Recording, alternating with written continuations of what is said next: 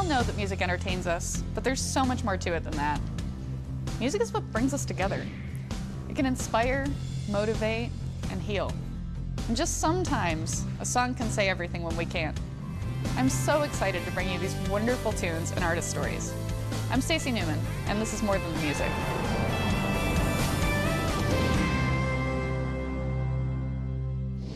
Hey guys, welcome to Ladies Night on More Than the Music. Tonight we're going to be featuring Kalie Shorr and Allie Colleen. First up, we've got Kalie Shorr. She's a singer-songwriter out of Nashville, and she's super involved in this amazing group called the Song Suffragettes. Check it out. Hey guys, we are here with Kalie Shorr today at Carter's Vintage Guitars in Nashville. Thank you so much for joining us, Kalie. I'm so happy to be here. Yeah, it's super fun. I feel at home. It's awesome. Yeah, this place is amazing. I've never been here before. There's guitars in this room that are worth more than my life, so it's a little overwhelming, but also really exciting.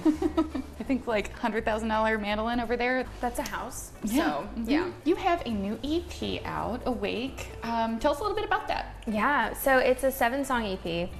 Which it's really fun to get to release a body of work that's that big and can tell a story more than just your average 3 or 4 song. And it was such a great creative period for me this past summer, getting to dive into that project. I was working with a new producer named Skip Black, and he has done so many amazing country songs that I'm a fan of, but he also has a rock background, which I do as well. And so when I was making these references in the studio, like to a 2008 Paramore song or a 1992 Alice in Chains song, he understood all of it, and it was crazy. And it just was such a free time, and I was writing about things more honestly than I ever had, and I've just never been more proud of anything I've put out. And being on tour and playing these songs for crowds and stuff has just made me fall in love with the songs all over again. Awesome. Yeah, I like, I don't know, that your songs more than most artists have like a really like girl power Thank you. thing Thank to you. them. It's intentional but also natural at the same time. I just surround myself with so many amazing women and working at Song Suffragettes and just really just trying to be super aware at all times about what I can do to help fix this problem of women in country. It just, it finds its place in my music, and I'm proud of that. Thank you. Awesome, yeah. Thanks. Can you kind of give us a, just idea of what that is and what the purpose is? Song Suffragettes is an all-female singer-songwriter round that we started hosting in Nashville 4.5 years ago now. And we started off in the back room of this venue called 3rd and Lindsley with like 15 people in the audience. And Kelsey Ballerini was on our 2nd show, and Carly Pierce was on our 3rd show. And it's grown so quickly, and now we sell out 250-seat venues regularly. And it's just, in the past year, in 2017, women made up less than 10% of the Billboard country charts, which is insane, because half of, why I fell in love with country music was women, and just so much of that. I mean, in the 90s, they were everywhere. You had Terry Clark, you had Reba McEntire, you had Shania and Trisha and Faith, and I could just go on. And these days, there's so many talented women. Like, there's no shortage of them at all. There's just a shortage of them getting to that next level with that really mainstream commercial success. And so we started Song Suffragettes to do what we could in Nashville to fix that problem, because that is the root of all of it. And the response has been amazing, because the fans are looking for a place to find women in country, because they're not finding them on these massive streaming playlists, and they're not finding them on the radio. So it's just amazing to see the support and watching it grow. And all of my closest friends I met through Song Suffragettes, because I didn't go to college here and I didn't have a built-in friend group. Didn't know anybody, and the girls I met through Song Suffragettes are like my best friends. And every single I've released to radio has been written entirely by Song Suffragettes. Awesome. And it's not intentional. It's just like I write the best songs with my friends. So yeah. You are stuck on a desert island, and you are only allowed to bring one album, and the means to play it is already there. Yes. What do you bring? The self-titled Third Eye Blind album. Nice. Yeah. They were my very first concert. Were they really? With Eve Do you remember who? Oh my God, stop. Here's to the night sweet. Yeah, I love both of them. Love so tender, heart in a blind. It's a great song.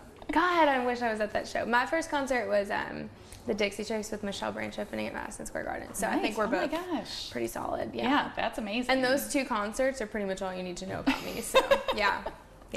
If you could collaborate with anyone, dead or alive, who would it be? Honestly, I love girl power duets, and I don't know if there's truly enough of them in the world. I would love to do a song with Cardi B. Oh my God. That would be Her fun. new, oh, I love her so much. I love her so much. And I feel like we could do something really cool. Like, remember like the Lady Marmalade at the like 2005 VMAs? Maybe that's right. Maybe it was Somewhere in earlier, that realm. 2003. Yeah, it was amazing. Yeah, like that. Like, okay, so like me, Cardi B, Taylor Swift, Maren Morris, Hayley Williams. Dang. Let me think about that. Yeah, that'd be so fun. So tell us a little bit about your video, Two Hands. So for the Two Hands video, I really wanted to kind of go for this like Blade Runner vibes, and it's called Vaporwave, which is this like really interesting aesthetic that I'm always stalking on Pinterest and Tumblr and all that. And I wanted to incorporate some of that throwbackness into the video and make it a little more abstract, because there were a lot of like very on the nose hand ideas we had, but I wanted it to be a little bit more subtle as far as the storyline goes. And it was actually my first video with a boy in it, and that was interesting. He looked like Teddy Geiger. Do you remember Teddy Geiger? Oh, I remember Teddy Geiger. And I was like, it was so funny, and I was so nervous about him, and I ended up having to go get like an old fashioned to like calm down. And so I'm sitting there, and we're like trying to make conversation with him, and I was like, you know, just asking him where he's from, and he's like, Nashville. I'm like, okay, I don't know, okay. And then I was like, so like, what made you get into acting? Like your face? And he was like, yeah. And then I was like, who says that to someone? Like, you're hot, that's why you act, right? Like, and he was so chill, but it was really fun. Things got way better after the old fashioned, but my manager was laughing so hard because the first scene was when we were kind of dancing in the studio, and like he was spinning me around and stuff, and like I literally was like, hi, nice to meet you, and then I was like, okay, like let's hold each other, and it was so weird. But now that it's out of the way, I feel like I'll be better next time. But oh my gosh, I was so awkward, and my manager was like, I've never seen you so out of your element before. And there's all this footage on a drive somewhere of me just being terribly awkward around a cute boy, and then there's also all that from high school too, but you know. That's like me with a lot of the people I've interviewed, so. Yeah. And I get awkward around pretty people. I'm like, like, yeah.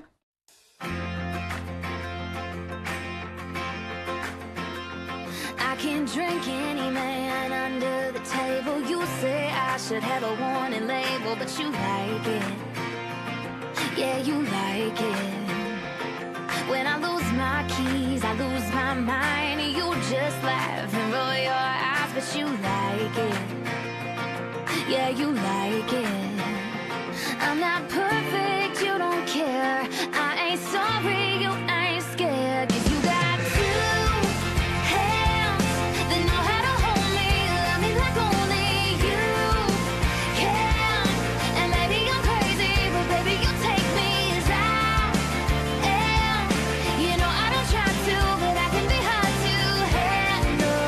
I might be a handful, but that's why you got two hands. That's why you got two hands. Well, you hold the door, but don't hold me down, 'cause you know you got nothing to worry about, and I like it. Yeah, I like it. Well, you're tall, dark, and confident. Who cares if we're opposites? 'Cause I like it. Oh, baby, I like it. 'Cause you got two hands that know how to hold me, love me like only you can. And maybe I'm crazy, but baby, you take me as I am. You know I don't try to, but I can be hard to handle. I might be a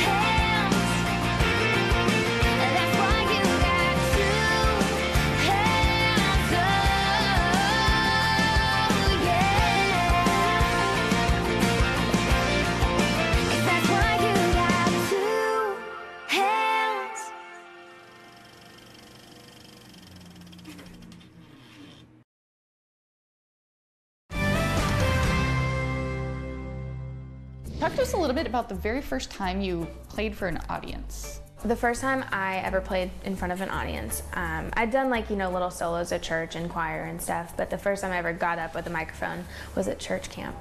And every year at the end of the week, they had a gong show. And you get gonged if you're bad. Kind of mean for church camp. Yeah, it really was kind of aggressive. Anyways, so it was me and another girl in my cabin, and we decided to do a duet of More to Life by Stacy and it was like a Christian song, but like not a Christian song, so we're like, we're gonna be edgy and like, anyway, so we're singing that song and she completely forgets the lyrics. And then I forget the lyrics and we're just standing up there and we just like don't know what we're doing. And they're like, but I think we were singing along to the full CD with the vocal. Like it wasn't a karaoke track. It was just very, it's a very jerry-rigged situation. And we get gonged. I cried. But then they felt bad, and then I got a standing ovation. So I got gonged and a standing ovation at the same time, which was a really perplexing thing. And then I was like, you know what? I'm just going to keep doing this. I think somebody out there liked it, so this is my job now. So, yeah. So we've established that you're a karaoke person. What is your go-to karaoke song? Waterfalls by TLC. Nice. And so they have the same karaoke track at every bar. I know because I do a lot of for somebody who does this for a living, I do too much karaoke. And so the karaoke track only does like half the bars of the rap, and there's no lyrics on the screen. But I know the rap because I'm a 90s baby, and so I always do the rap, but everybody can see it's not on the screen, so they're like, oh, that girl knows what she's doing. Yeah, we're like actually impressed by you. And no matter how drunk I am, I can always do the rap. I mean, I might not be able to get a single word out, but I get up there and I'm like, I seen a rainbow yesterday. But I did an interview and talked about my love for karaoke, and they sent me a karaoke mic in the mail afterwards, and it's hot pink and has my name on it. It's amazing. And it's dangerous, and my boyfriend walked in on me the other day wearing like pajama pants and no makeup and a messy bun, belting My Immortal by Evanescence at the top of my lungs, and I think for a brief moment he was like, I think I should break up. I love my karaoke. That's amazing. I don't think we're buying things for people, but we need to start. It was such a funny, this never happened to me before, and I opened the box and I was like, I opened Pandora's box when I opened that karaoke box, yeah. So. That's wonderful. One thing that I wanted to kind of like wrap up with you, because you have such a, I think, wonderful, an inspirational thing going on for girls just in general, but especially girls who want to get into music. Is there any one piece of advice that you'd like to give to, young girls that are just getting started in music? Absolutely. I mean, I'm constantly learning from the women I surround myself with, and just by doing things. So, I mean, advice is tricky because I'm like, well, take it or leave it when it comes to my advice. But I think one of the biggest lessons I've personally learned in Nashville is that there are so many talented people in the world, and a lot of them, I mean, there's people who've never even picked up a microphone who are more talented than me, and that's a natural God-given thing. But so you don't have any control over how much talent you have, but you do have a lot of control over how nice you are and how hard you work. And so at the end of the day, those are the two things you can control, and those will get you so much further than being able to sing someone out of the water. So just work hard, be nice, and try to get better and take criticism well. I think that's good advice, and I'm still trying to get better at that, but that's what I would say. It can be tough. Yeah. That's wonderful advice, though. Yeah. I mean, I think that recently in country music specifically, women not being able to get to that next level of success as easily as men can, has been like such a learning experience for girls to find their own lane, because we can't get away with all sounding alike. And there's a couple male artists who sound a lot like other ones, and that's fine because that's true to who they are, but we can't. Like, there's no, the second you pick up guitar and come to Nashville and have curly hair, it's like, oh, you're trying to be Taylor Swift. It's like, no, not really. I can love her and still want to be myself, And so it's just like, but once you find your own lane and you find what that is and you're passionate about it and you're like, this is 100% me, then competition isn't part of it, because, and I'm friends with so many female artists, and what Cassidy Pope does is not what Lauren Elena does, is not what I do. And I think that that's amazing and should be celebrated, and just makes it easier to support each other. Well, Kalie, thank you so much for talking to us. It's been a blast. This is so fun. I'm so glad we shot somewhere cool and not like, this is awesome. I'm so excited. Thanks so much for hanging out with us, Kalie. Next up, we've got Allie, Colleen, so stay tuned.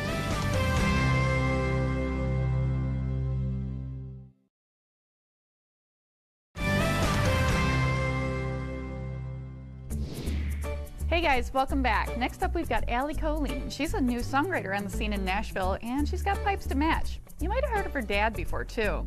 Let's go check that out. Hey guys, we are at the Willie Nelson and Friends Museum and General Store in Nashville, and we are talking to Allie Colleen today. Allie, thank you so much for being here. It's an honor to be here. Thank you. I've actually never been to the Willie Nelson Museum. Oh, there's very super shiny interesting things. to be. I know it. It's awesome. I know it. It's very cool. It inspires me to wear more sequins in my life. It inspires me to be like Willie Nelson. Let's just get the obvious out of the way. Garth Brooks' daughter. That is definitely something unique for someone who's also a singer-songwriter. Do you find that when people first meet you as a singer-songwriter that they like take you less seriously because of that? I don't know. It's always different. Everyone's been so kind, which I did not necessarily expect. You know, in high school and growing up and stuff, I got a lot of, you know, well, it's just because of who your dad is and stuff like that. And I understand that. It's kind of a mentality that a lot of people have with famous people's children. But I've been very lucky in the fact that most people, even if they do come to a show or they meet me as a Garth fan, they almost always leave as an Allie fan, which has been really cool for me. And they've been very, you know, vocal about that, and it's been very reassuring for me. Also, people all the time ask me, you know, what it's like to grow up and be Garth's daughter, and I don't know anything like that. You know, I just grew up with a dad. You know, if I even asked Dad about music, he would give me a sports analogy, you know, to respond to it. So it's like I never had Garth Brooks as a dad. I just had my dad. As a songwriter, do you have a plan to put an album out anytime soon? I know you have to wait until you graduate. I do. Tons of plans. You know, plans always change. But I do. My parents and I made a deal that if I was going to pursue this industry, I had to get a degree. And so I can't release music until after I graduate, which my parents, we never said anything like that, but I found out through recording and stuff that if I start recording and focusing on that, I do not go to class. I don't do anything that I should. I just like fall in love with the studio. I just stay in there like day and night. And so the plan is to release music after graduation, but how soon, I don't know yet. What job out there would you be terrible at? Oh gosh, any of them. Anything that requires office desk work, probably wouldn't be great at. I don't sit very well. Even in co-writing, I'm just wandering around, like pacing. I don't do well like that. Something that I admire more than anything that I would not be able to do are policemen and firefighters, and for sure nurses. I could not do that. My fiance is a teacher, and I don't understand that at all.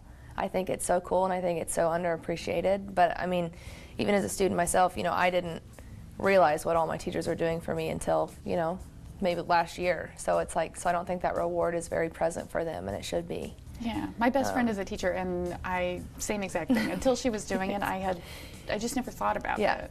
But it's, yeah, they put a lot of effort in. Yeah. How old are the students that he teaches? He's in his first placement right now, so he's actually in elementary PE. He's a wrestling coach. Awesome. And he got his education in fitness, so he really wanted to do like high school health. But right now he's just playing dodgeball with the kids, and he loves it. And they love him, and it's awesome. That rules. So can you tell us about the night that you guys got engaged? It's a really good story. It's a great story. I love that story. So I actually had just gotten back that day from Ireland. I did a study abroad for 4 weeks, and it was a lyric writing program, which was incredible. Cool. And Where so in Ireland? Sorry. Everywhere. We flew into Dublin, and then we went south and around the entire southern border of it, and then we went up to Northern Ireland for a while, and we did a couple of festivals in Belfast, which was awesome. So Galway was my favorite. Oh, cool. I don't know if I got to Galway, actually. Galway was amazing. But we, my classmates all, you know, we flew into Indianapolis, and then they were going home, and my dad was like, well, you know, it's your birthday tomorrow, and we're in LA. Will you want to come spend your birthday out here? And I was like, yes. So I flew straight to LA. And when I got there, Dad had let me play with the Wall of Sound as a harmony singer through his show, which was amazing. Mm-hmm. And so I got to do that. And then Dad has this really cool part in his shows. He calls it housekeeping, and the entire band and everyone goes under stage, and Dad stays up there, and he'll, you know, respond to signs and stuff in the crowd, and he'll play their request of like album cuts and things that would make like a tour set list. And Jonathan had spoken to him about that before, and when I heard She's Every Woman as a kid, I was like, man, if a man ever hears this song and thinks about me, like, I nailed it. I did whatever I was supposed to do on this earth. And for some reason, Jonathan does. And he had spoken to my dad about it and got his permission, and he requested that song. And so then he came in under the stage, and he asked me if I'd dance with him, and I was like, absolutely. And then I felt his heartbeat, and I was like, something is either really great or really, really wrong. And I was so lucky, and that's when he asked me, and it was the coolest thing. And everyone thinks it was this big show in front of like the audience in LA, but it was not. It was very intimate, and all the people that I grew up around, you know, were there, and Trisha was right there next to me, and it was so cool. And my best friend Lexi was there, and my dad flew in Jonathan and Lexi to be there that weekend. And so when I got off the plane, they were there, and it was so cool. That's awesome. And it was just magic. And it was your birthday, right? It was my birthday. Perfect It was. birthday. It was my 21st birthday. Aww. Apparently I went up and sang after that, but I do not remember anything. I think I just single-ladied it like the whole time and like showed my ring. I hope you did. Yes, yes I did. And it was a blast, and it was magical. I've seen a couple of his shows, and they are just, there's nothing like it. He has been more athletic than me my whole life, and he always will be, and it's crazy. What would you say your spirit animal is? A sloth. 100%. Yes, they're the coolest things. That or my dog. I feel like she really is me. What She's kind really of dog do you grumpy all have? the time, and she just sleeps. She doesn't show affection, but you know she loves you. Her name's Eve. She's either a pit bull boxer mix or a pit bull terrier mix. I rescued her about 2 years ago. For some inexplicable reason, you are stuck on a desert island, and you're allowed to have one album with you. What would it be? Garth Brooks and the Magic of Christmas. That or the Goofy movie soundtrack. That's an interesting choice. That's my jam. I love I'm it. gonna have to give it another listen. I don't think I've listened to it. It's so since good. You have January. to. It's so good. Allie, Colleen, thank you so much for talking to us. Thank you. It's been a blast. Thank you for having me. Yeah, of course. Thanks for watching, guys. Thanks so much to Kalie, Shorr, and Allie, Colleen for hanging out with us today, and thanks to you guys for watching. Check us out on all the social media and look up Kalie and Allie while you're at it. We'll see you guys next week.